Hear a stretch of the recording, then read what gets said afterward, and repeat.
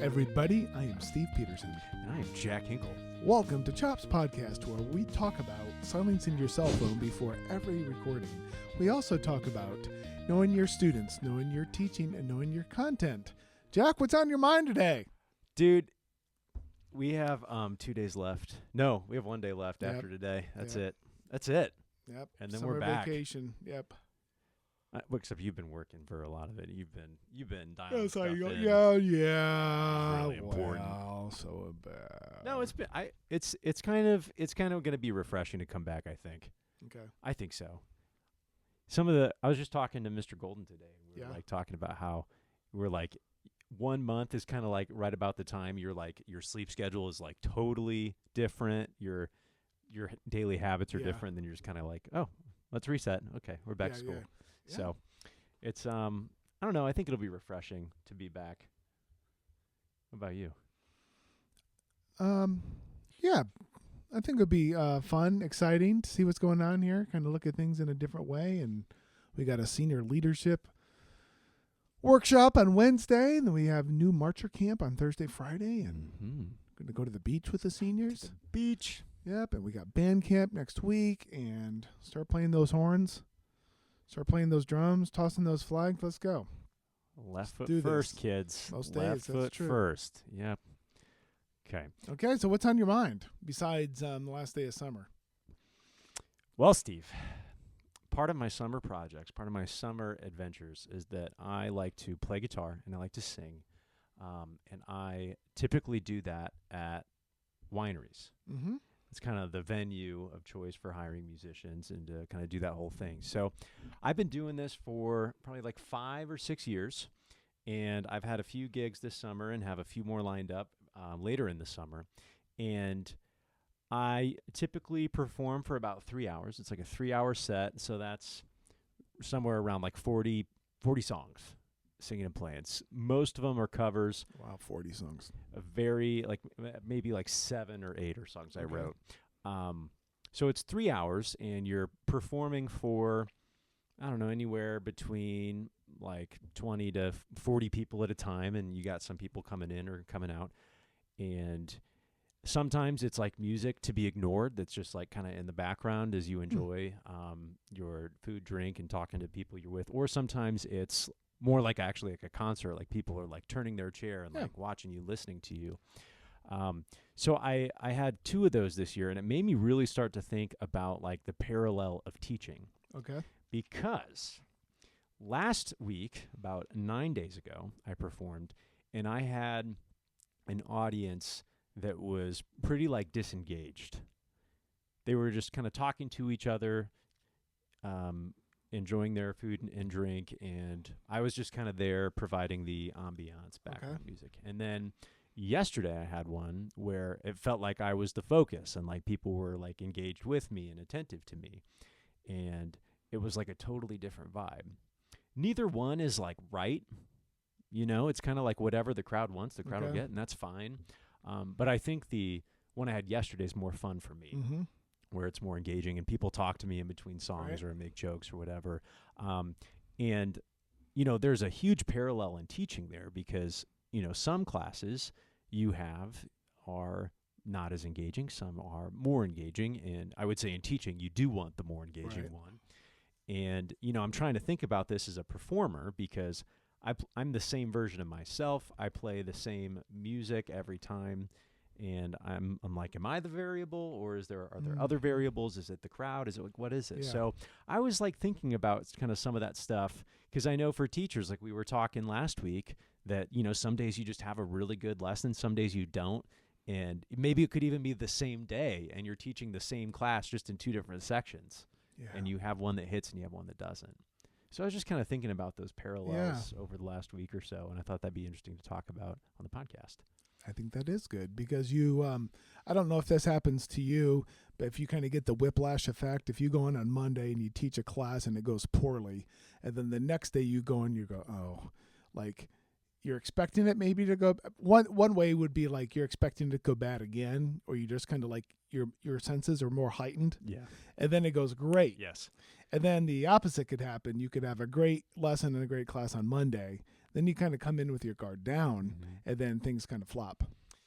Yeah, those are painful days. That's the kind of the whiplash effect. Yes. And you're not always sure. Like you think about like what was different, and then maybe you know and maybe you don't. Maybe there's stuff that like makes sense, maybe it doesn't. So I was thinking about that as I played. Now, obviously, there are some variables that don't apply to school.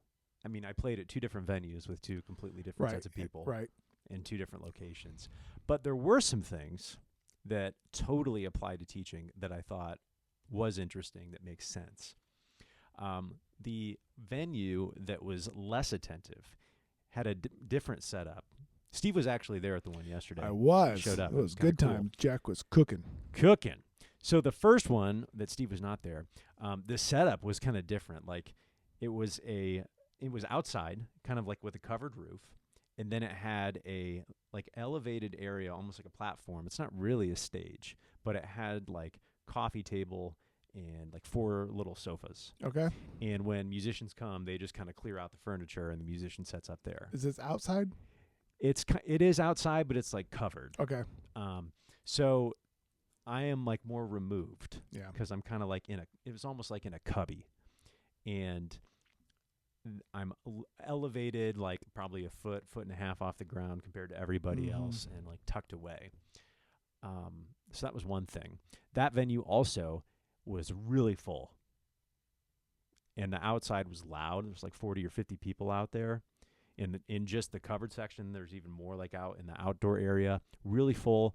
The crowd was really talkative and like really kind of into each other and what they were doing. So that was one thing. And then yesterday, the setting was just a deck. Mm-hmm. Probably had like 15 tables, chairs. I'm just in it with everybody else. Yeah. I'm just kind of like in a corner, Yep. but I'm on the same level. It was also a lot quieter. People were just a little more reserved. Yeah, and just kind of enjoying the company they had and listening. And the other thing was there weren't as many people. There were probably like max 20 at one point.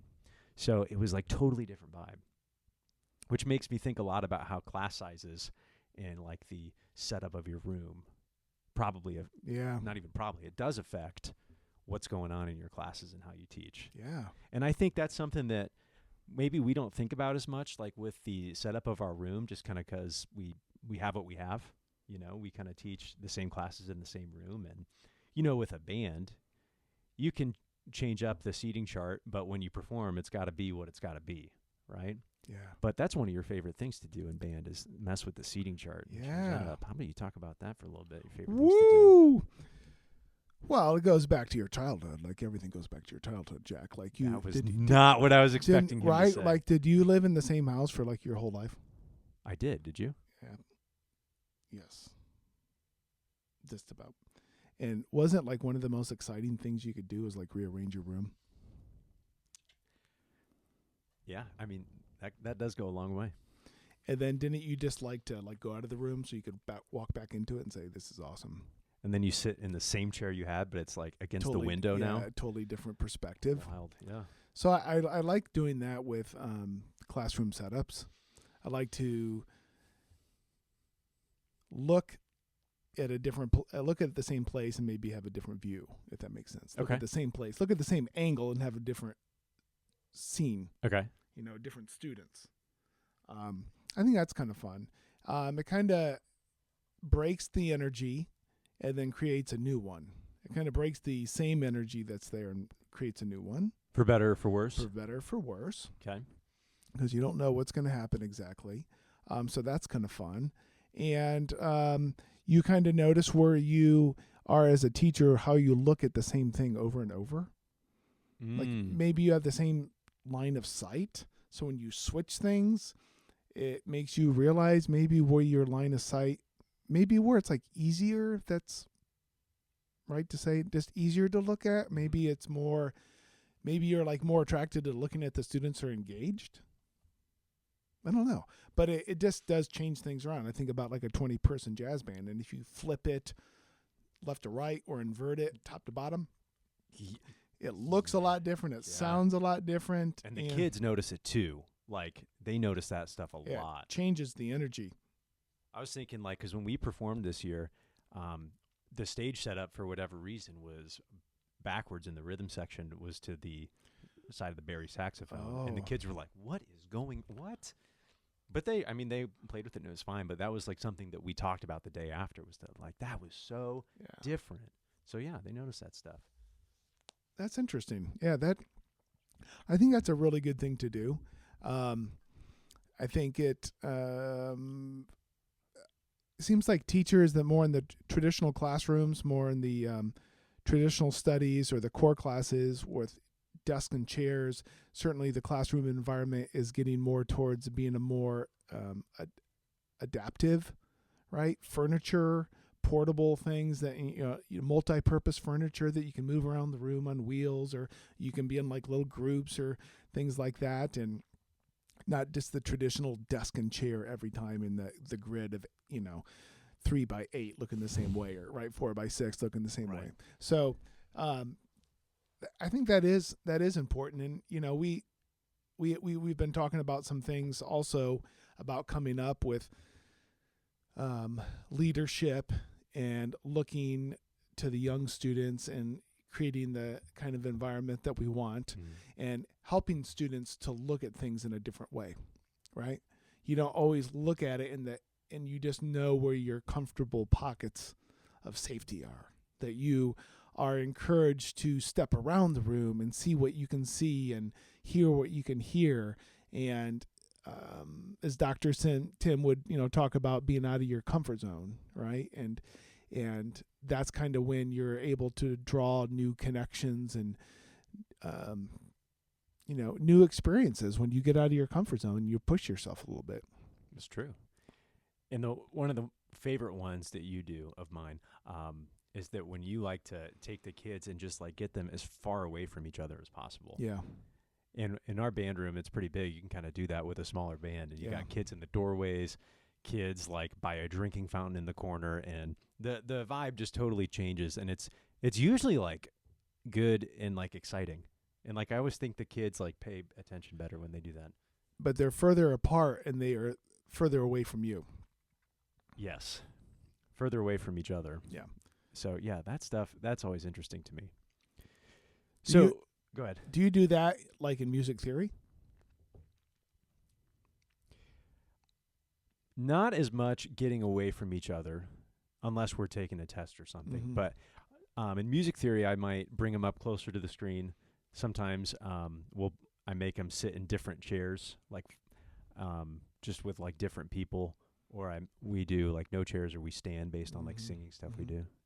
You brought your music theory kids to the front of the room all the time, right? Yeah, I'd say coming to the Aloha deck, And they like bring bring their chairs away front. Yeah, Yeah, lovely and, screeching sounds. yeah, Yeah. did that to kind of help change the energy. I remember one college professor he had mentioned he was kind of an old school music history and theory teacher, but he would talk about the people that would choose to sit in the front row, and talked about how that was a really good thing. Why was that? Just because that person was kind of making a statement maybe that was out of the norm, right? Like usually to be more comfortable, you sit a few rows back, and maybe there's a little bit of social stigma with it. If you sit to the front, you're like, oh, brown noser, that Mhm. person is just trying to get on the teacher's good side or whatever. But then also everybody can see you, so you're a little. It can be a little bit more self-conscious. You can feel a little bit more self-conscious. So I think that that's something I'd like to do when I go to clinics and concerts. I like to sit at the front. I like to do that. And I like to have that experience, but I remember that, but I think, Dr. Tim would say the same thing, like bringing yourself to the front and like putting yourself in a more uncomfortable position to kind of see what's going on. If Dr. Tim made the perfect auditorium, every row would be the front row. Right. Right? That's how he'd roll. So the proximity thing was interesting, and just how it was all laid out. And I kind of found that I was more like approachable and engaging if I was on the same level. Oh, that's big. I mean, literally the same like Yeah. surface area as the crowd. So that was like a big thing. The other thing I thought was interesting is that, I have this little speaker. It's really actually not that little. It's kind of big. And it can produce a lot of sound. The first place I played is pretty loud, and I did have some people come up to me and say they couldn't hear me, which can mean a lot of different things. Yeah. So here's like the issue, and this definitely goes back to teaching, is that if the crowd doesn't like, if the crowd's kind of loud and talkative and you need to turn yourself up as a musician, you can do that. But then the obvious choice the crowd is going to make right after that is what? To get louder. Talk louder, because you got to keep talking over the music. So I almost took that as like a good thing, is when someone said like, we couldn't hear you. Because the worst thing a guitarist can hear is turn down. Yeah. And every guitarist has heard that ever, because that's just like that's the thing. Guitarists play too loud. So I didn't want to do that. I didn't want to turn up. But yesterday when I played, I noticed that when I played softer songs, like a little more, Yeah. intimate, whatever, Yeah. people kind of got quieter. I noticed that too. And it was, you were there for like the last part of the set, but Yes. the first part of the set, I remember it specifically when I played the song Blackbird, like the Beatles tune. And that's like very, like it's finger picking, acoustic guitar, Yeah. little singing. And it got really quiet. And I was almost like, whoa. But that was just like another thing. And it was just like, if I have to turn up or down based on what the crowd is doing, that's just a sign of like not engaged. And like the clear, teacher parallel that I'm thinking of is like the teachers like maybe literally just talk over their kids if their kids are talking, or just like a total disconnect trying to chase the volume of the room. And I was like, Yeah. I remember one of my first mentor teachers, like he would always like speak about this loud when he talked to his kids, and he taught like second grade. And I asked him like, why do you teach like that? And he's like, well, they should be able to hear me if I'm, no matter what level of voice I'm speaking at. And I was like, oh, dude, that's good. So that was another thing I noticed playing, is that the volume, if the crowd is engaged, it should be, they should be changing to you, Yeah. right? And I assume teaching should be the same way, wouldn't you think? Well, what's your expectations when you're talking in the classroom? Whoever is speaking, everyone in the room has their eyes and ears on them. One person speaks at a time. That sounds good. Right? What are yours? Unless we're having a discussion that's more free. Sure. I know this is more teacher-centric, like not as community-centric, but I talk, you listen, or you talk, I listen, right? And we don't have side conversations going on. I don't ever want to hear the mumbling going on, right? You want to hear that. You want to hear you just want to hear the silence of the room. Silence is a lovely sound in the classroom. It is. But so is chaos when it is time for that. Sure.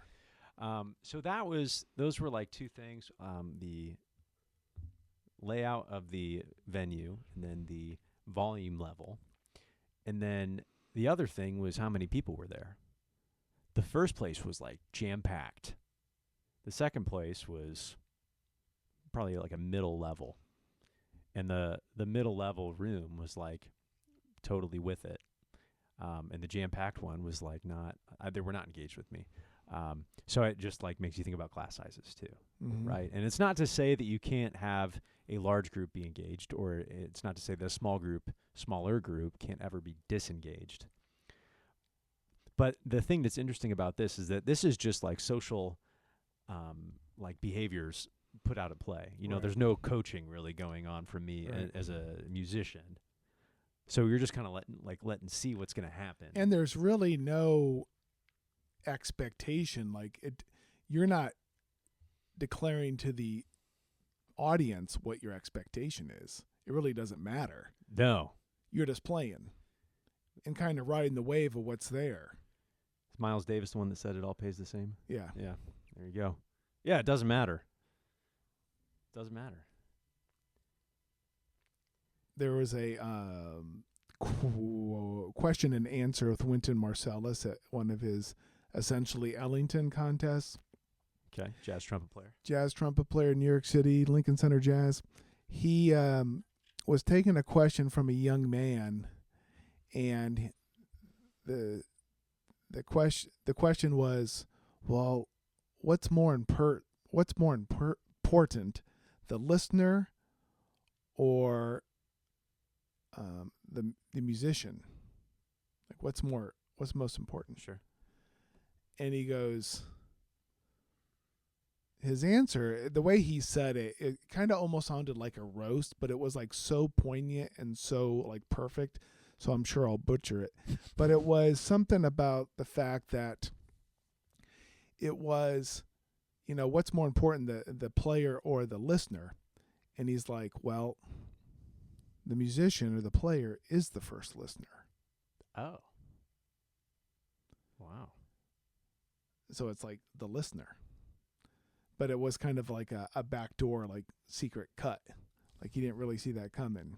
So yeah, it's about the listening, but you as the artist are the first listener. So you're already doing a lot of the deciphering and just kind of reviewing, right? And Like critiquing. you're the first interpreter of what it's going to be. And first critiquer. Oh, that makes sense. Yeah. That's a good one. I'll have to remember that for school year.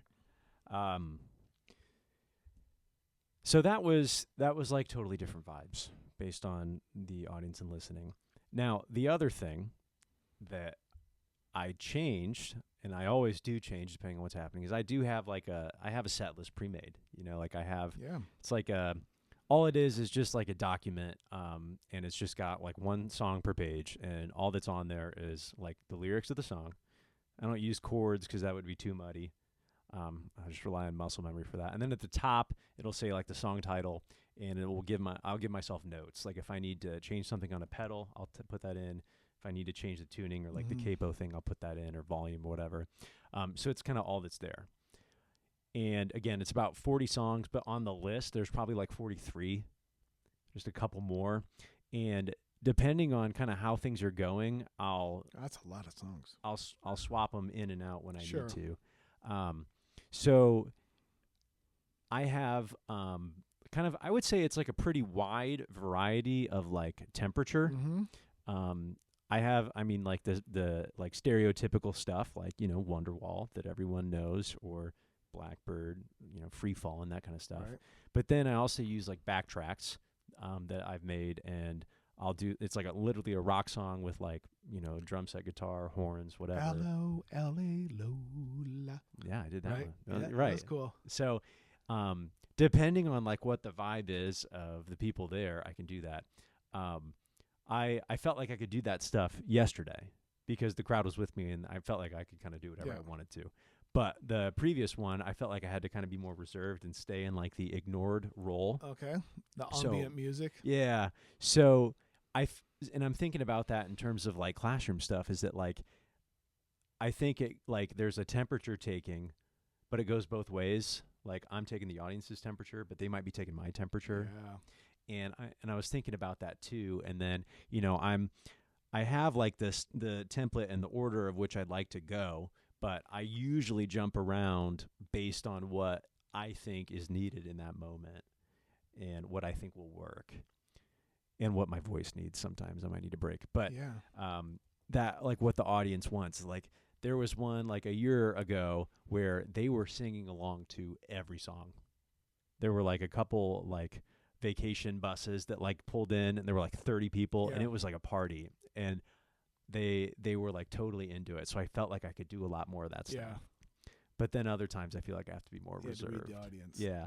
So I think about that in teaching. Like you can have a lesson plan, but every moment is like a living, breathing thing in your classroom, right? And I know you and I talk about that. It's almost like sometimes when you have your material planned on what you want to get accomplished, but depending on how you write out how you want to get it accomplished can almost like put you in a cage. Yeah. You're not as free. And I know you like to kind of have your lesson plans be living and breathing and free. So you feel like you're pretty cognizant of the vibe of the room as you're playing? I think so. So it's kind of like teaching. I mean, you're reading the room all the time. All the time. All the time. And that will give me information as if I can play a louder song, a softer song, Yeah. a happy, a sad, or can I talk to the audience? Can I make jokes with the audience? Can I get them involved? Yeah. And I don't do that often, but there are times in the set that I do that, and Yeah. that could be like a make or break thing if it's like awkward. Like, well, Steve knows this because he was there yesterday, but you know, I play the Friends theme song at the very Yes. end, Yep. and everyone knows the 4 claps that happen. Bep, bep, bep, bep. Yep. So 2 weeks ago, I didn't do that. I just like played it through. I didn't. But yesterday, I think I brought it up, and I was like, "You're gonna know this song," Because it has 4 claps, and some guy went. and I was like, Immediately. "Oh, you got Yeah, it." yeah. And he's like, "I don't even know. I don't know. I don't watch the show, but I know this." And I was like, "Okay, perfect." So I think I played it, and then the 4 claps part came, and it was like really bad. Yes. It was horrible. Yeah. Then you stopped, which was kind of fun. And then you said, "What's up with that? That was like so bad." Like you kind of got after him, but it was fun. And I was also really glad you were there because you have like a really warming, welcoming laugh. Okay. That was good. That was good. You kind of added I to was that. into it. I had been primed for that. I mean, I wasn't a plant, but he had told me about that little shtick.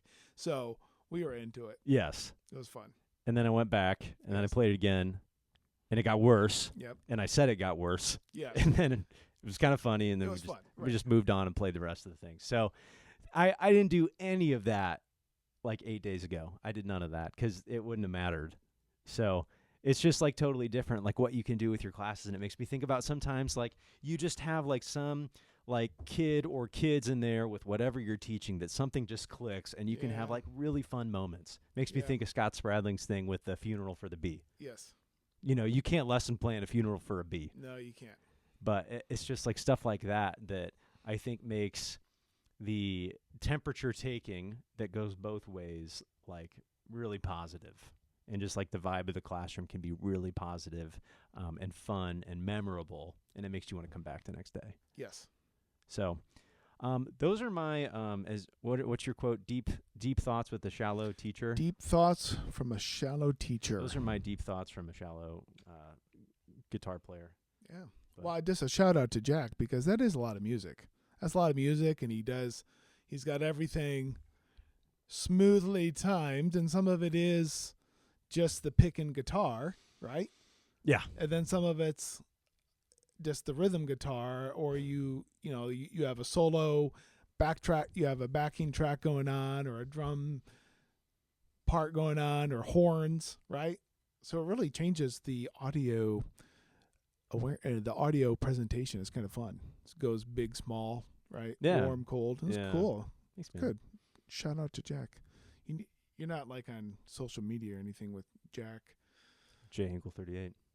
Oh, that's Yeah. true. He does have some. If you want, that's about it. Why is it J Hinkle 38? Because kids started calling me Hinkle Sauce, and I had to change it. But now they Ye- know. They already knew. Oh, They already knew. but what's 38? Here's what's 38. Okay. You remember Carlos Zambrano? Yes, He- he's number 38. He's number Big guy. 38, pitcher Yeah, for the Cubs. Yeah. That's why.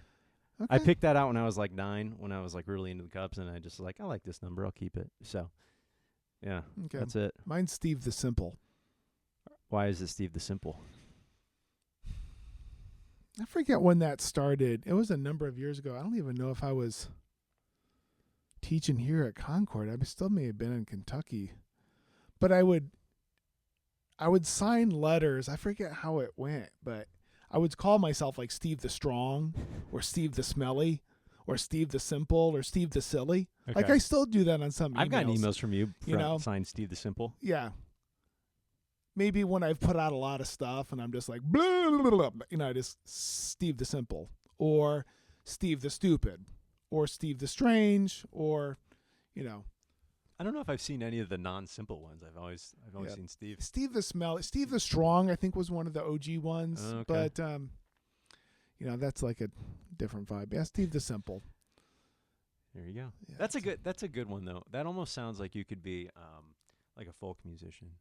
That's good. Right? I'm Steve the not, Simple. but I could be. You could be. I could be. You could be for sure. A little banjo, tambourine. You got this. So that's like the main stuff. And I know that's kind of like a loose comparison to Yeah. teaching because it's not the same. Like I'm not in charge of these people in the venue. I'm not trying to get a certain reaction out of them. But it is interesting to think about the parallels and in the classroom what you do have control over and how you can manipulate or massage the room in order to kind of achieve a certain level of engagement. And based on factors that maybe you don't have as much control over. Right. I think, the other thing about the yesterday was a beautiful day. Yes, it was. It was a beautiful day. It wasn't a little hot, a Got little muggy. steamy, I was a little sweaty by a the little end. sweaty. But the week before, there was like literally, it was in the middle of a storm. It was beautiful when I got there. It was 3-hour set. By the middle of the first hour, it got really cloudy. And then there was like thunder booming. And I was like, I wonder if holding a guitar could get me electrocuted. Metal strings. Yeah, I wonder what that does for Shocking. the speaker. Yeah, shocking. Shocking. Literally. Okay. Yeah, so that was happening. And then the wind picked up so much that there was like a table like 2 feet in front of me, and it just took all of their empty glasses, blew them off the table, and they all shattered. So I'm just like, blackbird singing in the day. Yes. And then it got calm again. But, that stuff can happen, like stuff completely out of everybody's control, and like who knows what's going on in the classroom where like you don't have control over and what you can do to just even massage around that. Yeah. I mean, there's always going to be that stuff. Right. But that's what makes it, I don't want to say fun, but engaging. Well, I think being able to play off of it, yeah. right? Playing off of the environment. I mean, Yes. not to like right up alongside you, but a few weeks ago we played at the jazz festival, and the wind just got whipping at one point, right? And we played 4 tunes, and the wind did become pretty strong, and we had rubber bands and clips, like clothespins and gem clips, but some of the kids' music just succumbed to the wind and it just got whipped off to the right, and it ended up all like in the vibraphone, right? But you just, and kids' mutes were blowing over, like they had them set up a certain way, then Yes. they would like roll down and they would get stuck behind, and it was just, but that's kind of like, that's the gig. That's live music. That's the gig. Yep. And I'm thinking about that as we go to marching band. Yep. That stuff happens, man. There's not too many slightly overcast days, 65 degrees, calm, low humidity. There's not too many days that are like that are like hoodie and short weather, right? But there's plenty of days where it's like evenings at 7:30 at night and the sun is just like cooking you at an angle. And the mosquitoes are eating The you mosquitoes, and then the bees come out like in September. There's 12 lawnmowers going, Right. a And helicopter. there's some dude that has like one of those ultralight planes. Yeah. Oh, and the hang air glider that Yes. likes to do his thing over Yep. the field. Yes. And all the freshmen are like, oh my gosh, I've never seen that. The seniors are like, you'll get used to it. Yeah. And so all this kind of stuff happens, but it's a great Strength training, as you I was just going to say strength. I was trying to think of my own words. Strength training for how to figure out how to do this, because Yes. it's not you're in a controlled environment. No. But like knowing how to be prepared for that stuff, whether that is like an emotional preparedness, mental preparedness, or like you literally need to bring extra stuff.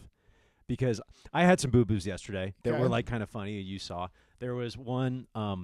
I dropped Oh, a pick Yeah. and it fell through the crack in the Yes. floorboards, and I was like, oh, classic. Yes. Which like I shared with the audience that this happened. Yep. There was another one. My looper misfired. That was classic. Really? Like it didn't work? Dude, my loopers are a little cray-cray sometimes, but here's how they work is that I can sing or play something, and I press a button. This pedal will record what I do. I press the button again, and it will just play back whatever I did on a loop. So you heard some things where I'm like harmonizing Yes. with myself, or I'm playing a lick over on guitar and playing over it. Some of them, So all of that was done live, or was some of The- it? No, you had some stuff that was like the recorded. backtrack stuff was all recorded. Okay. But anything that was like just singing guitar you heard was live. So there was some stuff I did. I think the misfire was Africa. And I do I bless the rains down in Africa. So I sing that 4 times in harmony. So each time it stacks on each Yes, other. sir. And then by the end I cut out, and then it's just a cappella for a Yes. second. and then I sing over it like, "I bless the rains, Yes. bless the rain," right? So what happened was I tried to turn off the loop, and that's a double tap. You just do a quick double tap. But I think I hit it 3 times, so I stopped it and then started it again. Oh, wow. So the timing got totally shifted, and I was like, what just happened? Okay. And I tried to just like shut it off as quick as I could and just move on. It did not work very well. Like it got out of time because that's what happens. But that was like a moment just like, oh, this is like live music. And I could have chosen to like acknowledge it or not acknowledge it. That's and move interesting because I was into the Africa tune because I knew that tune. Okay. But I did not get, Okay. I did not sniff that one out. Okay. Well, that's good. And that's how it goes, right? You always notice more on your own than what other people do. But like knowing how to be prepared and how to react to that stuff. And the Scott Preheim, our technical director at the school, I mean, he is like the master of being prepared and having plan B, but also having plan C, D, E, and F in his back pocket if he needs them. And whenever I go to those gigs, I always take like 2 guitars. I take a bunch of cables that I don't need. And it's just like, I don't want to mess up. I don't want to show up there and not be prepared. So I just take extra. And, all of these are lessons that we can hopefully give to our students that they kind of know what they need. And just like more than you think you need, because someday it is going to get windy to like 80,000 miles an hour, and maybe you do need that rock paperweight your grandma gave you in your stocking one Christmas and throw it on there. I don't know, but any stuff like that, that stuff's big. And like in the world of performance, live music, I mean, it's kind of a necessity. That's great. That's a great analogy of being prepared, like the number of picks, 2 guitars, extra chords, all that kind of stuff. Did you hear me say, sorry, Mr. Peterson, I did, in the mic? Okay. I was like, yep. My wife laughed at that one. That's the stereotype guitar moves, right? Picks everywhere and just like dropping stuff. And how many picks do you show up to a gig with? I got one out of that little pouch. I think I have like 50 in there, just that I've collected over the years. So I used to put them on my stand, but then they just fall off the stand. I'm just like, whatever. So no, that was good. The worst is when they fall in the guitar. Yeah. Because you can't just like reach in there and get it out because the strings are there. Yeah. So you got to flip your guitar over and like shake it. That is the worst. And then sometimes you have to just give up because it gets caught in there. Right. And then you hear the rattling sound as the days go on. Very professional. So when's your next gig? Next weekend, playing in Indy again. I might try some things different. I don't know. Maybe I need to plain tune. Ooh, there it is. Play in tune. Get him. I hope I play in tune someday. No, you play in tune. Well, that one is you don't have a choice. You just got to move the tuners. I can't adjust as I go. I know. No, but you took time to tune. Obviously. That's just so I didn't have to sing right away. 85 degrees. Dude, I can still feel the imprints of the guitar on my fingers. That's good times. That's why you got paid the big bucks. Yeah. Right? Wait, making that bank. Making that bank. No, it's a good time. Steve, you could bring your saxophone next time. We'll play a blues. Could I? I could sit in on that. Anytime you want. I'm not going to Indy, though. I mean, I like Never mind. I'm Offer rescinded. Go back to Michigan. That's like closer for me. It's closer for me, too. That's a nice place. It is. You got any other thoughts you want to share? Just like anything? Hot takes? Oh, the hot take is, okay. You just put your hand on your face like you're really sad. No, this has nothing to do with music. It has nothing to do with music education. I love it. The whole LeBron James, Bronny James thing. This is embarrassing. I don't know what you're talking about. Jack. I think this might be the end of our podcast. This could be okay. Breaking up with me. The LeBron James, right? LA Lakers. Yeah. Okay. I know who he is. Okay. Last week or 2 weeks ago was the NBA draft. His son, Bronny.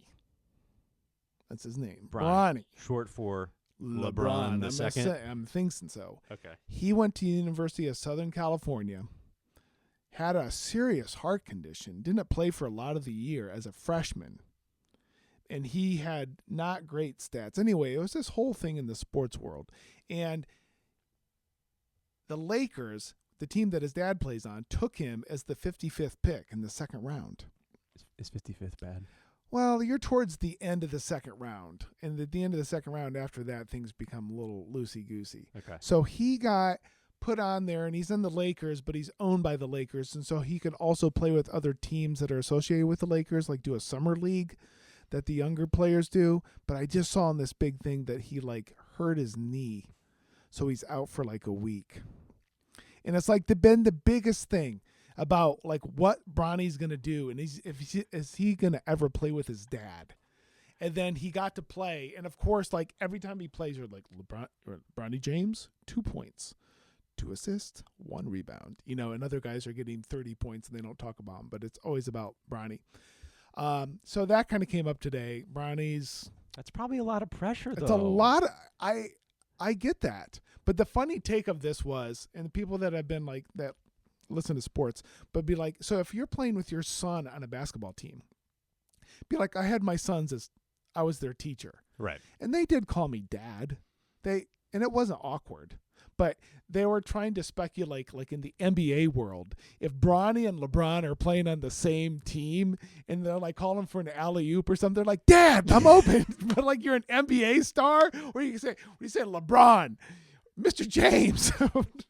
Pops. What's he say? What's LeBron say? Son, pass the ball. Pass the ball, son. No, he probably has some cute nickname for him. Yeah. Like Patootie. Bronny Boo. Bronny Boo, I'm open. Bronny Boo, hit it. Dab me up. Let's Hook a go. brother up. Hook a father up. Hook a father up.